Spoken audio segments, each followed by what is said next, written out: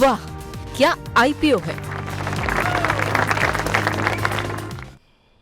तो हमारा खास सेगमेंट वाह क्या आईपीओ है, जिसको तमाम हमारे दर्शक काफ़ी पसंद करते हैं, बहुत सारी टिप्पणियां कर रहे हैं। तो आज हमने सोचा कुछ अलग करने के लिए, और हमारे साथ लंबी चौड़ी फौज है आज जो है इस सेगमेंट को कवर करने के लिए। साथ ही साथ हमारे साथ मैनेजमेंट भी सिग्नेचर ग्लोबल की जुड़ चुकी है। आज से ही आईपीओ खुला है, तो जरा सबको स्क्रीन पर दिखाइए कौन कौन हमारे साथ मौजूद हैं, सबको जरा परिचय सबका करा दिया जाए। हर रोज़ की तरह शौर्य तो हमारे साथ मौजूद ही हैं वाह क्या आईपीओ के लिए, लेकिन आज बड़ा सरप्राइज लेकर के प्रियंका जी आई हैं। वो भी सवाल पूछेंगी आज के मैनेजमेंट से। और हमारे साथ दो खास मेहमान जो हैं, प्रदीप अग्रवाल जी हमारे साथ मौजूद हैं, चेयरमैन सिग्नेचर ग्लोबल के, और साथ ही साथ हमारे साथ रजत कठुरिया साहब भी हैं, सीईओ हैं कंपनी के। आप दोनों का पहले तो बहुत बहुत स्वागत सर, अपना महत्वपूर्ण समय देने के लिए। और सबसे पहले तो आप सबको बहुत सारी शुभकामनाएं कि जिस तरीके से आपके आईपीओ को पहले दिन रिस्पांस मिल रहा है, उम्मीद करते हैं काफ़ी सफल रहेगा। और अरुण जी भी हमारे साथ जुड़े हुए हैं, आपके आईपीओ को लेकर के बहुत बारीक नज़र से वो परखेंगे। लेकिन आज की चर्चा शुरू करें उससे पहले शौर्य से समझ लेते हैं कि बेसिक कंपनी क्या कुछ करती है और क्या प्राइस बैंड है। शौर्य बताइए। जी, जो आईपीओ खुला है वो 20 तारीख से लेकर 22 तारीख तक खुला रहेगा, सिग्नेचर ग्लोबल इंडिया का आईपीओ। और इसका प्राइस बैंड है 366 से लेकर 385 रुपये प्रति शेयर का। कंपनी 730 करोड़ रुपए जुटा रही है, जिसमें से 603 करोड़ रुपए फ्रेश इशू है और ऑफर फॉर सेल है 127 करोड़। आज पहला दिन है तो 11 बजे तक ये 5% भरा था और जीएमपी चल रहा है इसका 34 रुपये प्रति शेयर। अब इशू के बाद शेयर होल्डिंग प्रमोटर्स की जो है वो घट जाएगी 78.36% से 69.60%। कंपनी एनसीआर रीजन में अफोर्डेबल हाउसिंग और मिड सेगमेंट हाउसिंग बनाती है और इसका सबसे बड़ा कंसर्न माना जा रहा है इसके फाइनेंशियल्स को लेकर। रेवेन्यूज बढ़ रहे हैं लेकिन कंपनी में प्रॉफिटेबिलिटी नजर नहीं आ रही है। रेवेन्यू बढ़ रहे हैं लेकिन प्रॉफिटेबिलिटी को लेकर के कंसर्न है, और एक एक करके सर सारे सवालों के जवाब लेते हैं। और सबसे पहले तो सर आपसे यही जानना चाहेंगे कि एक बहुत लोग इस बात को लेकर के ताजुब कर रहे हैं कि एक तो एनसीआर के अंदर ज़मीनें कम होती जा रही हैं और आपके तमाम कॉम्पिटिटर पैन इंडिया, और आपके पास इतना अच्छा रेवेन्यू है, सब कुछ है, लेकिन फिर भी आप लोग प्रदीप जी जो है देश भर में फैलने के बजाय एनसीआर पे ज़्यादा फोकस कर रहे हैं। इसके पीछे कोई स्ट्रेटजी है, कोई प्लानिंग है, वजह क्या है सर इसकी? बिल्कुल, सबसे पहले थैंक्स विपुल जी इस प्रोग्राम पे बुलाने के लिए। देखिए, जो सिग्नेचर ग्लोबल है वो दिल्ली एनसीआर की रियल एस्टेट की मिड इनकम और अफोर्डेबल हाउसिंग की लार्जेस्ट कंपनी है, जिसने पिछले 9 सालों में जो फुटप्रिंट क्रिएट किए हैं उसमें लगभग 19% का जो शेयर है वो इस वक्त इसका मार्केट का है। हर 5वां घर जो है वो सिग्नेचर ग्लोबल का है। आप ये देखिए कि इसका बहुत बेसिक रीज़न रहा है। आपने मुझसे पूछा कि क्या रीज़न है, स्पेसिफिकली आप दिल्ली एनसीआर में काम कर रहे हैं और हमारा तो वैसे भी फोकस एरिया गुरुग्राम और सब ऑफ द गुरुग्राम है। उसका मेन रीज़न है गुरुग्राम इस वक्त जिस ऊंचाई पर जा रहा है उसका बहुत रीज़न है कि इंफ्रास्ट्रक्चर यहाँ पर बहुत बेहतर हुआ है और बेस्ट ऑफिस स्पेस यहाँ पर बने हैं, सोशल इंफ्रास्ट्रक्चर काफ़ी ज़्यादा इंक्रीज़ हुआ है। इससे जॉब की जो अपॉर्चुनिटीज हैं वो बहुत ज़्यादा इंक्रीज हुई हैं। देखिए, किसी भी रियल एस्टेट कंपनी के लिए सबसे पहले ये देखना ज़रूरी है कि उसका जो बायर सेगमेंट है वो कहाँ से आने वाला है। तो सिग्नेचर ग्लोबल का जो बायर है वो mostly first time home buyer है, मोस्टली सैलरीड क्लास है और मोस्टली लोग ऐसे हैं जो होम लोन ऑप्ट करते हैं। सो एक जो कस्टमर और जो डेवलपर का जो रिलेशन है वो मुझे लगता है कहीं ना कहीं इसी बेसिस पे टिका है कि कहीं वो स्पेकुलेटर तो नहीं है। तो मेरे लिए जो मेरा कस्टमर है वो एंड यूज़र है। दूसरी बड़ी बात, जो कंपनी के साथ जो इंस्टीट्यूशंस हैं लाइक आईएफसी और एचडीएफसी जो बड़ी कंपनी है वो लगभग 5 से 6 साल से जुड़ी हुई हैं, जिन्होंने कंपनी के जो मैकेनिज्म को है बहुत स्ट्रांग बनाया है। अगर आप कॉर्पोरेट गवर्नेंस की बात करें तो नॉर्मली अगर आप देखें तो रियल एस्टेट कंपनी के जो कॉर्पोरेट गवर्नेंस है उसके बारे में कहीं ना कहीं सवाल जवाब उठते रहते हैं और हम लोग कॉर्पोरेट गवर्नेंस के ऊपर बहुत स्ट्रांग व्यू रखते हैं, क्योंकि पिछले 6 साल से ग्रैंड थॉर्टन जो है कंपनी के ऑडिटर हैं और हम ये जो कंपनी है इसको हम रियल एस्टेट कंपनी की तरह नहीं चला रहे हैं, हम इसे होम मैन्युफैक्चरिंग कंपनी की तरह ड्राइव कर रहे हैं। इसी का एक रीजन है कि पिछले 9 सालों में कंपनी अभी तक लगभग 6 मिलियन से ज्यादा की डिलीवरी कर चुकी है। 17 मिलियन हमारे ऑनगोइंग प्रोजेक्ट हैं और लगभग 21 मिलियन के नियर अबाउट आने वाले जो फोर्थ कमिंग प्रोजेक्ट हैं वो हैं। तो कंपनी के जो फुटप्रिंट है बहुत स्ट्रांग है और ये जो सेगमेंट है ये एक ऐसा सेगमेंट है इसके अंदर सप्लाई कंस्ट्रेंट सिचुएशन है। आप कितना भी प्रोडक्शन कर लें, मुझे नहीं लगता कि सिग्नेचर ग्लोबल जैसी कंपनी अगर 5 और भी कंपनी सिग्नेचर ग्लोबल जैसी दिल्ली एनसीआर में हो तो इस सप्लाई को पूरा नहीं कर सकती। ठीक, प्रियंका जी आप कुछ पूछना चाह रही थी। बिल्कुल, वेलकम प्रदीप जी, नमस्कार। मुझे अभी भी याद है 9 साल पहले जब आप पहला प्रोजेक्ट लेकर आए थे, तब हम इस तरह किसी और चैनल के प्लेटफॉर्म में बात कर रहे थे। तो सबसे पहले तो कंग्रेचुलेशंस, मुझे लगता है एक बड़ा कदम है, ढेर सारी शुभकामनाएं आपको। और मैं ये जानना चाहूँगी प्रदीप जी, मैं आपको सालों से देख रही हूँ, अब जब आप आईपीओ लेकर आए हैं तो आप उस रिटेल इन्वेस्टर को क्या बताना चाहेंगे? हम तो जानते हैं आप किस तरह के कारोबार में हैं, आरएचपी में हमने आपके कारोबार के डिटेल पहुंच गए, लेकिन वो रिटेल इन्वेस्टर जो निवेश कर सकता है, उसको आप अपनी यूएसपी क्या बताएंगे कि वो क्यों करे सिग्नेचर ग्लोबल के आईपीओ में निवेश, या फिर जब लिस्टिंग के बाद शेयर आए तब वो क्यों खरीदे? क्या वो यूएसपी है आपकी कंपनी की?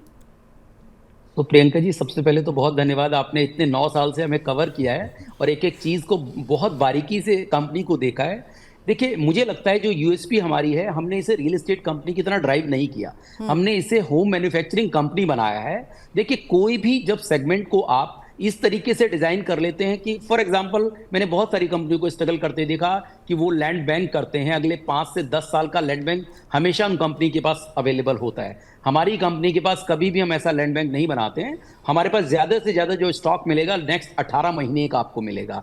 तो क्या होता है कि बैलेंस शीट के ऊपर आपके जो लैंड है वो एक ऐसा पोर्शन है, वो कहीं ना कहीं आपके डेट को बढ़ाता है। सो हमेशा जो हमारा कैश है, जो ओसीएफ है हमारा ऑपरेटिंग कैश फ्लो, वो हमेशा पॉजिटिव रहा है। पिछले 3 सालों का अगर हम देखें तो हर साल हमारा जो ऑपरेटिंग कैश फ्लो है वो पॉजिटिव रहा है। और जो आपका इन्वेस्टर है उसको मैं यही कह सकता हूं कि जो भी इस टाइप की कंपनी है जो इन सेगमेंट में काम कर रही है, आने वाले वक्त के जो स्कोप है, उनके पीछे भी सालों में स्कोप रहे हैं, आने वाले वक्त में इंडिया का जो रियल एस्टेट है, अगर उसका कोई ड्राइवर होने वाला है तो वो कहीं ना कहीं अफोर्डेबल हाउसिंग और मिड इनकम हाउसिंग होने वाला है। राइट, और आपने जैसे कहा कि 5 और सिग्नेचर ग्लोबल भी आ जाए तो इस सेक्शन में जिस तरह की डिमांड है उसको मीटअप करने के लिए शायद वो भी काफ़ी नहीं होंगे। Mister Kathuria, welcome to Money 9। मैं आपसे ये पूछना चाहूँगी कि वैल्यूएशन को लेकर के कुछ कंसर्न हमें स्ट्रीट्स में सुनने को मिल रहे हैं। आपको क्या लग रहा है, आपके लिस्टेड पेयर्स के मुकाबले आप लोगों ने जो वैल्यूएशन रखी है उसको आप कैसे समझाएंगे और इसके पीछे क्या सोच रही है, ज़रा हम ये भी समझना चाहेंगे। स्ट्रीट्स को लेकर जो कंसर्न है उसको आप कैसे देख रहे हैं? So, Priyanka, thanks a lot for calling us on the show. So, Priyanka, कुछ चीज़ें मैं आपको इसमें बताना चाहूँगा कि जैसे आज 9 साल पहले प्रियंका जब कंपनी स्टार्ट हुई तो एक ये बहुत ही नॉमिनल कैपिटल को लेके, बहुत ही नॉमिनल लैंड की प्रोक्योरमेंट के साथ कंपनी स्टार्ट हुई। पिछले 9 साल में हम ये स्केल जो करंटली आपको दिख रहा है अचीव कर पाए हैं क्योंकि हमारा काफ़ी कस्टमर सेंट्रिक फोकस रहा। हमने वो प्रोडक्ट क्रिएट करे और ऐसे लोकेशंस में करे जहाँ पे हमेशा सेल बहुत ही अच्छी बनी रही। हमें इस रीज़न से काफ़ी कस्टमर्स का सपोर्ट मिला, हमारी एक ब्रांडिंग अच्छी क्रिएट हुई। आज आप देखिए with in this 9 years of journey हमने 10,000 से ज़्यादा घर लोगों को डिलीवर कर दिए। इसके चलते हमारे एक बहुत स्ट्रॉन्ग लोकल मार्केट में ब्रांड नेम क्रिएट हुआ है, एक बहुत स्ट्रॉन्ग डिस्ट्रीब्यूशन नेटवर्क क्रिएट हुआ है। आज लगभग 590 से ज़्यादा चैनल पार्टनर हैं जो कंपनी के साथ जुड़े हुए हैं और एक बहुत ही अच्छी team building in house company में हो गई है इस जर्नी में। ये मैं आपको कहना चाहूँगा कि आज हम एक यंगेस्ट कंपनी के तौर में आपको दिखेंगे जो पर्टिकुलरली इस स्केल तक अचीव कर पाई है और किसी रिटेल इन्वेस्टर्स तक पहुंच पा रही है because of this public offer. So इसमें आप अगर सेल्स देखेंगे तो सेल्स रेगुलरली ग्रो हो रही हैं, कलेक्शंस बहुत अच्छी तरीके से ग्रो हो रही हैं, दोनों ही चीजें हमारी अच्छे ग्रोथ पाथ पे हैं और हम एक operating cash flow surplus create कर रहे हैं।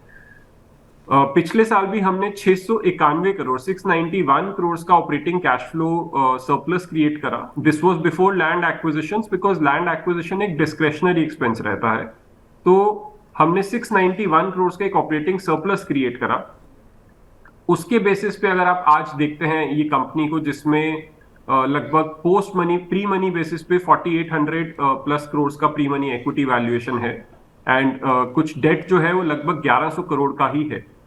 ये आईपीओ हो जाने के बाद हम डेट को और घटा रहे हैं। ये 1100 करोड़ का जो डेट 31 मार्च 2023 पे था net date, out of the issue proceeds we are paying another 432 crores towards repayment to existing lenders. So you know, on some of these metrics अगर आप कंपनी को देखेंगे so it will look quite attractive. चलिए एक अगला सवाल sir ये है कि अभी हम अगर हम आपके कंपनी की आय पर जो नज़र डाल रहे थे, एक तो अभी शौर्य ने बताया कि एक तो प्रॉफिटेबिलिटी को लेकर के थोड़ा सा सवाल है कि कब तक कंपनी जो है पूरी तरीके से मुनाफे में आएगी। दूसरा, हमने देखा रेवेन्यू FY21 के मुकाबले FY23 में आपका काफ़ी बढ़ा है और ये बढ़ करके 1553 करोड़ रुपए रहा। लेकिन जब हम देखते हैं आपने कितने यूनिट्स बेचे हैं, उसमें हम देख रहे हैं FY21 के मुकाबले गिरावट देखने को मिल रही है। आपने करीब 6000 फ्लैट बेचे थे FY21 में, जो अब घट करके 4000 फ्लैट रह गए हैं। तो रेवेन्यू तो बढ़ रहा है, तो क्या जो कॉस्ट बढ़ी है, महंगे मकान बिक रहे हैं, इस वजह से रेवेन्यू बढ़ता हुआ दिखाई दे रहा है? इसके पीछे की क्या राज है, जरा हमारे दर्शकों को खजूरिया साहब आप समझा दीजिए।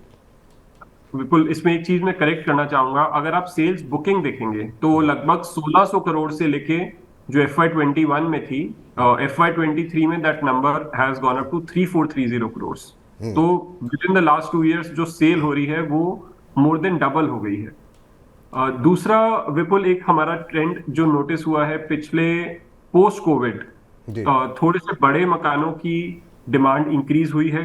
हम अपने जब 2014 में हमने कंपनी स्टार्ट करी, हमने कुछ सालों तक काफी फोकस हमारा अफोर्डेबल हाउसिंग पर ही रहा, बट स्टार्टिंग 2020 हमने मिड इनकम हाउसिंग में भी एक काफी बड़ा स्केल अचीव करा है। और आपका अनुमान ठीक है कि क्योंकि हमारी सेल मिड इनकम होम्स की ज्यादा है, तो इसीलिए आपको नंबर ऑफ होम्स जो हैं पिछले साल में कहीं कम दिखे पुराने सालों से। ओके प्रदीप जी, अफोर्डेबल में आपने झंडा गाड़ा, मिड सेगमेंट में अब आप आ गए हैं, तो प्रीमियम सेगमेंट की तरफ बढ़ने की तैयारी है क्या अब? क्योंकि सबसे ज़्यादा तो भाई जहाँ भी हम देखते हैं डिमांड सप्लाई का जो भी टेंशन बना रहता है वो प्रीमियम में नहीं रहता, वहाँ रिटर्न भी अच्छा रहता है। तो नेक्स्ट स्टॉप क्या प्रीमियम सेगमेंट होगा प्रदीप जी? प्रियंका जी, अगर हम बात करें तो all across the sector demand है, क्योंकि अभी तो आप प्रीमियम सेगमेंट की भी बात करें तो वो भी मल्टीपल टाइम ओवर सब्सक्राइब हो रहे हैं। यानी अफोर्डेबल हाउसिंग को तो मैंने देखा था कि 2014 से लेके कि मल्टीपल टाइम IPO की तरह ओवर सब्सक्राइब होते थे। इस वक्त तो जो अल्ट्रा लग्जरी प्रोजेक्ट हैं वो भी कहीं ना कहीं मल्टीपल टाइम जा रहे हैं। देखिए, हमारा जो फोकस है वो हम बहुत फोकस्ड कंपनी है। हम ज्योग्राफी फोकस्ड हैं, हम दिल्ली NCR में काम करना चाहते हैं। हम दिल्ली NCR में लास्ट 9 साल से काम कर रहे हैं, अगले 3 से 5 साल तक हम केवल इसी रीजन में काम करेंगे। इवन दो जो डिमांड है इन घरों की पूरे देश के हर शहर में है, आप चाहे मुंबई, पुणे, जिस भी शहर का नाम लें, हर जगह इन घरों की डिमांड है। लेकिन कंपनी का जो फोकस है वो बहुत इन्हीं पर्टिकुलर रीजन के अंदर है। तो आने वाले वक्त में एक तो हम ज्योग्राफी फोकस्ड हैं, दूसरा प्रोडक्ट फोकस्ड हैं कि अगर अफोर्डेबल हाउसिंग और मिड इनकम हाउसिंग में काम कर रहे हैं तो आपको हम इसी सेगमेंट के सराउंडिंग में घूमते हुए मिलेंगे। मुझे लगता है अल्ट्रा लग्जरी का जो अभी हमारा जर्नी है वो शायद मुझे लगता है बहुत फार है। उसके बारे में क्योंकि मैं अभी इस वक्त कुछ भी उसके ऊपर आंसर नहीं कर सकता, क्योंकि मुझे लगता है अगले 3 से 5 साल में कम से कम हम उस सेगमेंट को नहीं देख रहे हैं। जी चलिए, शौर्य कुछ पूछना चाह रहे हैं? जी सर, मेरा क्वेश्चन है, आपने सर बताया है कि बिजनेस अच्छा है, वो रेवेन्यू में रिफ्लेक्ट हो रहा है, लेकिन फिर हम देखें प्रॉफिटेबिलिटी नहीं आ रही। आप कह रहे हैं ऑपरेटिंग कैश फ्लो पॉजिटिव है, तो वो दिक्कत क्या है? क्या मतलब हमने देखा है कि रिसेंट टाइम में जो कंस्ट्रक्शन की कॉस्ट भरी है उसकी वजह से हुआ है। फिर आपको आगे जाके क्या आउटलुक है, मतलब कब आप देखते हैं कंपनी प्रॉफिटेबल होते हुए नजर आ रही है? इसमें एक देखने का नजरिया सौरभ जी ये है कि आज तक क्योंकि हम एक यंग कंपनी है, आपको काफी बड़ा गैप दिख रहा है। जो रेवेन्यू रिकग्निशन होता है, जो प्रॉफिट या लॉस आप देख पा रहे हैं, वो सिर्फ उन प्रोजेक्ट्स पे आ रहा है जो completed contract method of accounting के बेसिस पे हमने अकाउंटिंग करी, जो प्रोजेक्ट्स हमने हैंडओवर कर दिए, हम सिर्फ उनका ही रेवेन्यू रिकॉग्नाइज कर पाए। वो जो प्रोजेक्ट्स कंप्लीट हुए हैं वो एक ओवरऑल पोर्टफोलियो का एक बहुत छोटा परसेंटेज है। अभी हमने सिर्फ 6 मिलियन स्क्वायर फुट जैसे डिलीवर करा। ओवरऑल पोर्टफोलियो देखेंगे आप तो वो लगभग 44+ मिलियन स्क्वायर फुट का है। तो जो कंपनी का जो एक एक्सपेंडिचर पैटर्न है, जो फाइनेंसिंग कॉस्ट है, वो हमारे एक ओवरऑल पोर्टफोलियो को कहीं ना कहीं सपोर्ट कर रही है। आज 17 मिलियन स्क्वायर फुट का ऑनगोइंग पोर्टफोलियो है, 21 मिलियन स्क्वायर फुट का फोर्थ कमिंग पोर्टफोलियो है। उनका कोई भी अभी जो इम्पैक्ट है वो P&L में नहीं आ पा रहा है because of completed contract method of accounting. यही एक रीजन है कि वाइल हम कैश फ्लो सरप्लस है, कैश बेसिस आप देखते हैं तो बिजनेस की ग्रोथ, कैश ग्रो कर रहा है, कलेक्शंस ग्रो कर रही हैं और सरप्लस भी पॉजिटिव क्रिएट हो रहा है। बट क्योंकि अकाउंटिंग पॉलिसी कहती है कि आप रिवेन्यू तभी रिकॉग्नाइज करेंगे जब आप कस्टमर्स को यूनिट हैंडओवर कर देते हैं, तो इसीलिए एक यंग कंपनी होते हुए आज की डेट में आपको काफी गैप दिखेगा बिटवीन जो एक्चुअल सेल हो रही है और जो सेल रिकग्नाइज हो पा रही है पीएनएल में। ये एक बहुत बड़ा गैप है जिसकी वजह से अभी आपको प्रॉफिट नहीं दिख रहा है पीएनएल में। चलिए, बट हमने जी जी जी अपनी बात कंप्लीट कर लीजिए सर। इसको एक चीज आप और देखिएगा, हमने प्रोजेक्ट लेवल प्रॉफिटेबिलिटी के लिए ग्रॉस प्रॉफिट्स दिखाए हैं ऑफर डॉक्यूमेंट में। लास्ट ईयर हमने ऑलमोस्ट 26.7% का ग्रॉस प्रॉफिट अर्न करा। दोनों ही सेगमेंट्स प्रॉफिटेबल थे। अफोर्डेबल में 24% था और मिड इनकम में लगभग 30% का ग्रॉस प्रॉफिट हमने शो करा है। जी ऑर्गेनाइजेशन के जो एक्सपेंसेस हैं वो एक बड़ी ऑर्गेनाइजेशन के लिए हैं और अभी उस हिसाब से क्योंकि रिकग्निशन नहीं हुआ है, वो कहीं ना कहीं प्रॉफिट आफ्टर टैक्स को अभी नेगेटिव जोन में लेके गई हैं, बट वो इंप्रूव हो रहा है। चलिए चलिए, इस बीच आईपीओ बाजार को बहुत पैनी निगाह से लंबे अरसे से सालों से ट्रैक करने वाले अरुण केजरीवाल जी हमारे साथ मौजूद हैं। अरुण जी, आप कुछ पूछना चाहेंगे मैनेजमेंट से? कोई आपके मन में कोई जो कंसर्न हो, जिसको आप जिस दुविधा का हल चाहते हो मैनेजमेंट से आप? नहीं, मुझे प्रदीप जी से और रजत जी से मिलने का सौभाग्य प्राप्त हुआ था पिछले सप्ताह जब ये बॉम्बे आए थे रोड शो के लिए। मैं सिर्फ निवेशकों को इतना समझाना चाहता हूं कि जो एक आंकड़े आते हैं कि लॉस मेकिंग कंपनी है, उससे थोड़ा परे हटकर आप अगर इस कंपनी को देखें तो आपको कुछ अलग दिखेगा। इसका जो मॉडल है वो इन्वेस्टमेंट करता है लैंड बैंक में। लैंड बैंक मतलब वो एक लैंड पार्सल खरीदता है, उसमें परमिशन लेता है और करीब 16 से 18 महीने बाद उस पर प्रोजेक्ट लॉन्च कर देता है। इस समय तक हर खर्चा कंपनी के खुद के जेब से लगा है।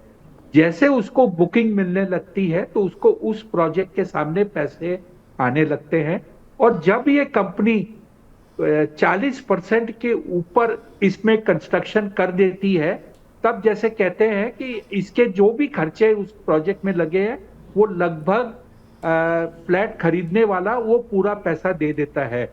तो 45% और 50% के बीच में कंपनी का जो भी उस लैंड पार्सल में इन्वेस्टमेंट हुआ है, जो उसने कंस्ट्रक्शन किया है, उसका पूरा पैसा फ्लैट खरीदने वाले ने दिया है। तो जो आपका एक सवाल है कि इसकी सेल्स हो रही है, इसके पास प्रोजेक्ट्स है, सब कुछ है, ये प्रॉफिट बुक्स में कब दिखेगा? मेरे ख्याल से कंपनी वाले आपको ये जवाब नहीं दे पाएंगे क्योंकि ये आईपीओ वाले हैं। मेरे अंदाजा में अगले 3 से 4 तिमाही के नतीजे के बाद में जो ये इनकी डिलीवरी रेट होगी और जो इनके नए प्रोजेक्ट्स की रेट होगी, उसके अंदर में 1.5 गुने का फर्क हो जाएगा। तब आपको ये कंपनी जो कहते हैं ब्रेक इवन एंड प्रॉफिटेबिलिटी में दिखाएगी। तो कोई भी आदमी इसमें निवेश करना चाहता है, ये सोचकर निवेश करे कि हो सकता है प्रॉफिटेबिलिटी आने में कंपनी को 12 से 15 महीने लगे, बट प्रॉफिटेबल कंपनी है। अकाउंटिंग पॉलिसी जो बनी हुई है उसके तहत ऐसा लगता है आज के दिन की कंपनी लॉस करती है। और प्रदीप जी की मुस्कुराहट बता रही है कि वो आपसे सहमत हैं, लेकिन वो सीमाओं में बंधे होने के नाते कुछ कहना नहीं चाह रहे हैं। प्रदीप जी, चलते चलते कोई आखिरी टिप्पणी? आपने अभी आपने कहा बहुत गुना जो है सब्सक्राइब हो रहा है, चाहे वो मिड साइज होम हो चाहे अफोर्डेबल हाउसिंग हो, और हमारी वो आशा है कि आपका आईपीओ भी इसी तरह सब्सक्राइब हो। अभी तक हम देख रहे हैं करीब 22% के आसपास का सब्सक्रिप्शन देखने को मिला है और रिटेल हिस्सा काफ़ी तेज़ी से बढ़ रहा है, भरता हुआ दिखाई दे रहा है। करीब 58% के आसपास का सब्सक्रिप्शन ऑलरेडी आ चुका है। तो उम्मीद करते हैं, आज तो पहला दिन है और अभी भी बाजार बंद होने में काफ़ी समय है, तो अच्छा रिस्पॉन्स मिलेगा। चलते चलते कोई आखिरी टिप्पणी आपकी तरफ से? बिल्कुल, देखिए ये जो सिग्नेचर ग्लोबल ने अफोर्डेबल हाउसिंग या मिड सेगमेंट में काम किया है, देखिए अफोर्डेबल हाउसिंग फॉर ऑल, उसके अंदर क्योंकि प्रधानमंत्री जी का मिशन रहा है कि हर परिवार को एक घर मिले, हम लोगों ने बहुत बहुत दिल से इसमें काम किया है। लगभग 17,000 से ज़्यादा यूनिट हमने अफोर्डेबल हाउसिंग में बेची हैं। और जो मेरे बड़े ब्रदर हैं केजरीवाल जी, उन्होंने बाकायदा साइट विजिट किए हैं, उन्होंने हमारी वर्किंग को क्लोजली देखा है और वो बहुत बहुत एक्सपीरियंस हैं, तो वो अंडरस्टैंड करते हैं कि क्या प्रमोटर का माइंडसेट है और प्रोजेक्ट्स कैसे हैं। सो मुझे लगता है जो एनालिस्ट हैं वो हमारे बारे में ज़्यादा बेहतर बता सकते हैं। और ऑफ कोर्स कोई भी जो बिजनेस है, क्योंकि जैसे रजत ने बताया कि ये प्रोजेक्ट लेवल प्रॉफिटेबल बिजनेस है, तो आप ये मान के चलिए कि जब भी, मेरा मतलब है क्योंकि हम आपकी क्लोज वॉच में हैं, ऑफ कोर्स कंपनी जैसे ही P&L के ऊपर ये हिट करेंगे तो ऑफ कोर्स आप रिपोर्ट कर रहे होंगे कि yes company is doing good. Rajat ji, Pradeep ji, बहुत बहुत शुक्रिया, बहुत बहुत धन्यवाद आज की इस चर्चा में जुड़ने के लिए और विस्तारपूर्वक डिस्कशन करने के लिए। जो भी हमारे मन में शंकाएं थी उन्हें दूर करने के लिए। उम्मीद करते हैं कि आपके आईपीओ को काफ़ी अच्छा रिस्पांस मिले, जो कि अब आज देखने को मिल रहा है। और हमारी तरफ से बहुत बहुत शुभकामनाएं आपको। Thank you very much. तो प्रियंका जी, आपका भी बहुत बहुत शुक्रिया, आज की इस चर्चा में आप जुड़ी और जो भी आपके सवाल थे वो मैनेजमेंट से आपने पूछे, बहुत बहुत धन्यवाद आपका। लेकिन अरुण जी, आपसे ज़रूर हम जानना चाहेंगे यहाँ पर, आपने कहा लॉन्ग टर्म के लिए जो है सोच करके निवेश करना चाहिए 12 से 15 महीने के लिए। बहुत सारे बड़ा वर्ग एक ऐसा है रिटेल इन्वेस्टर का जो कि सिर्फ लिस्टिंग गेन के लिए पैसा लगाता है, उनके लिए कोई सलाह रहेगी आपकी? और वैल्यूएशन को लेकर के कुछ एक चिंताएं आई हैं, बहुत सारे ब्रोकरेज हाउसेस की तरफ से जो रिकमेंडेशंस है वो या तो न्यूट्रल हैं या मे अप्लाई की हैं, इसके पीछे क्या रीज़न देख रहे हैं आप? विपुल जी, बहुत सीधा साधा जवाब इसके लिए। वैल्यूएशन महंगा लगता है, कंपनी प्रॉफिट नहीं कर रही, जीएमपी जो शौर्य अपने को बताता है उसका जो परसेंटेज है बहुत ज्यादा नहीं है, तो सेफ आंसर पब्लिक क्या देती है? अवॉइड, लिस्टिंग गेन के लिए अप्लाई मत करो। जैसे मैंने भी आपको कहा कि लंबी अवधि के लिए ये एक है, आपके पास में दो ऑप्शन है। अगर आप लिस्टिंग गेन के लिए ही अप्लाई करना चाहते हैं तो अप्लाई कीजिए, जो मिलता है पहले दिन लेकर भाग जाइए। अगर आप लॉन्गर टर्म के लिए करना चाहते हैं, हो सकता है आपको बेटर अपॉर्चुनिटी लिस्टिंग के बाद भी मिले। बाजार में उतार चढ़ाव चलता ही रहता है। हो सकता है 1 साल के नजरिए से आपको कुछ बेटर अपॉर्चुनिटीज एंट्री करने के इशू के बाद भी मिले। सोच समझ कर अप्लाई कीजिए। सोच समझ के अप्लाई कीजिए। चलिए, बाकी भी मेन बोर्ड आईपीओ खुले, इस बीच स्टॉक बॉक्स को देखिए कि अवॉइड की सलाह दी जा रही है। इसके अलावा जरा बाकी की रिकमेंडेशन भी दिखा दीजिए कि यहाँ पर क्या कुछ निकल करके आ रही है। तो हम कोशिश ये करते हैं 360 डिग्री व्यू आपको एक मिल जाए। मैनेजमेंट को आपने सुन लिया, जो एक्सपर्ट हैं उनको भी आपने सुन लिया, और ब्रोकर्स क्या कुछ कह रहे हैं, वहाँ पर कैपिटल मार्केट की तरफ से कहा गया है न्यूट्रल है, दिलीप दावड़ा कह रहे हैं मे अप्लाई, लेकिन स्टॉक बॉक्स की तरफ से अवॉइड की सलाह यहाँ पर दी जा रही है। लंबी अवधि का नज़रिया है तो फिर आप निवेश करिए 12 से 15 महीने के लिहाज से। अगर आप निवेश करना चाहते हैं तो बिल्कुल आईपीओ में पैसे लगा सकते हैं, ऐसा अरुण केजरीवाल जी करें।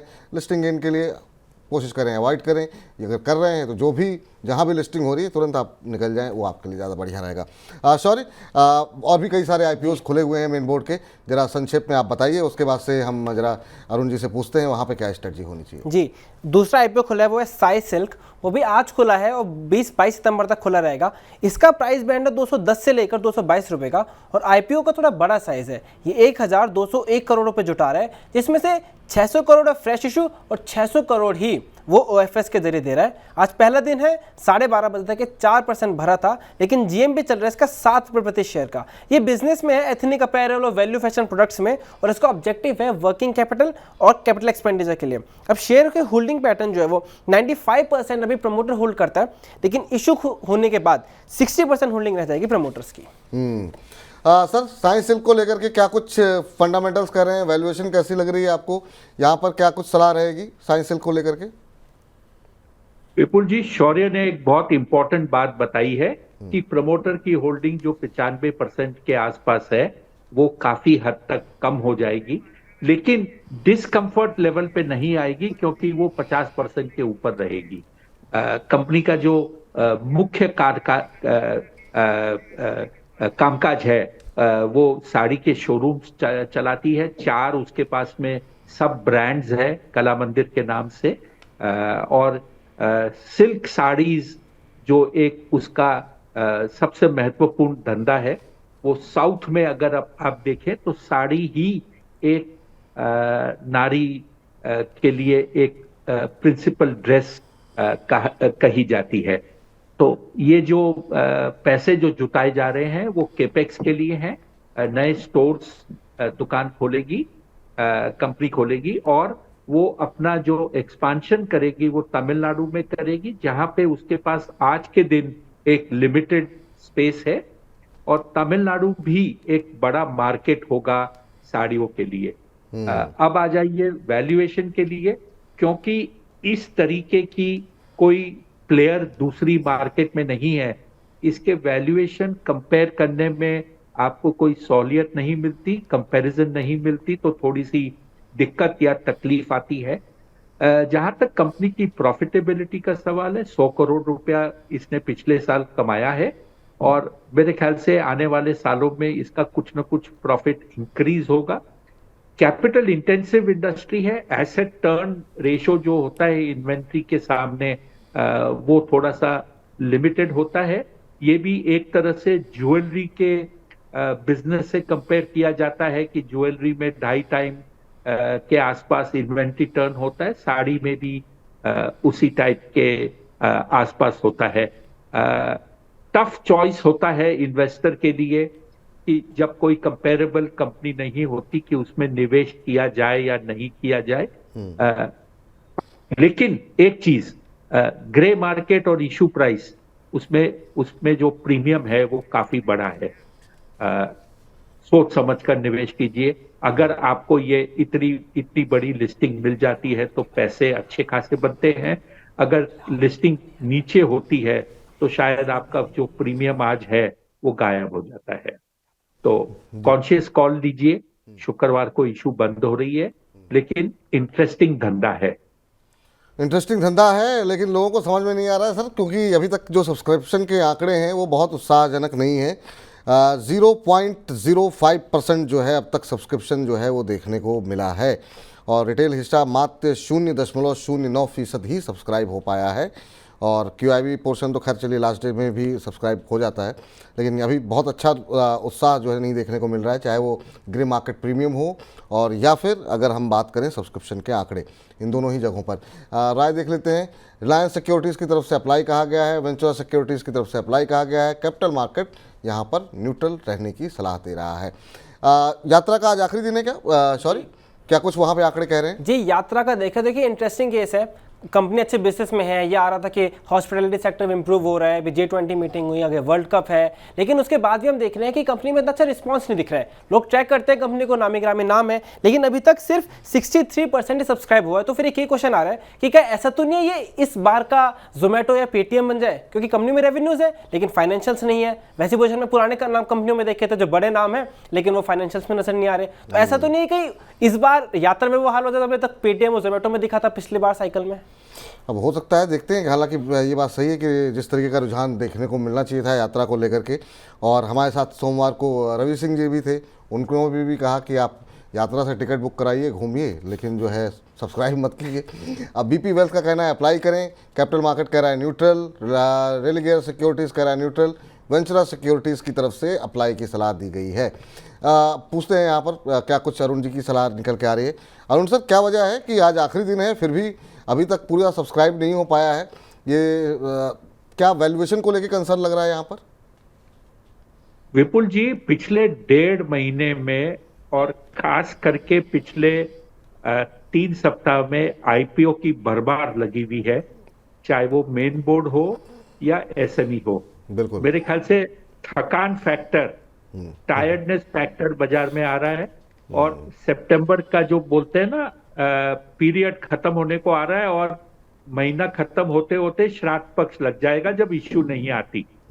तो जो थकान कह रहे हैं, मूड थक गया, जो पैसे आए उसे बटोर के रखें, फिर अगले सीजन में लग जाए, ये सीजन को खत्म होने दीजिए। जहां तक यात्रा का सवाल है, इसके बिजनेस मॉडल तो बड़ा सीधा साधा है, ऑनलाइन पोर्टल है और इसका एम्फेसिस रहता है आपके कॉर्पोरेट बुकिंग्स के ऊपर में। जो पैसे जो जाएंगे वो होल्डिंग कंपनी को जाएंगे। शायद ये चीज इन्वेस्टर्स को पसंद नहीं आई कि होल्डिंग कंपनी पैसा पूरा का पूरा लेने वाली है, एक्सपांशन में नहीं लगेगा। तो इस चीज को लेकर थोड़ी सी तकलीफ है, लेकिन इशू खुली है, बड़ी साइज की है, बिना QIB के पार्टिसिपेशन के ये इशू पूरी नहीं हो सकती। 3 बजे के बाद में आपको QIB के नंबर और आंकड़े दिखेंगे जिससे इशू पार होने की संभावना लगती।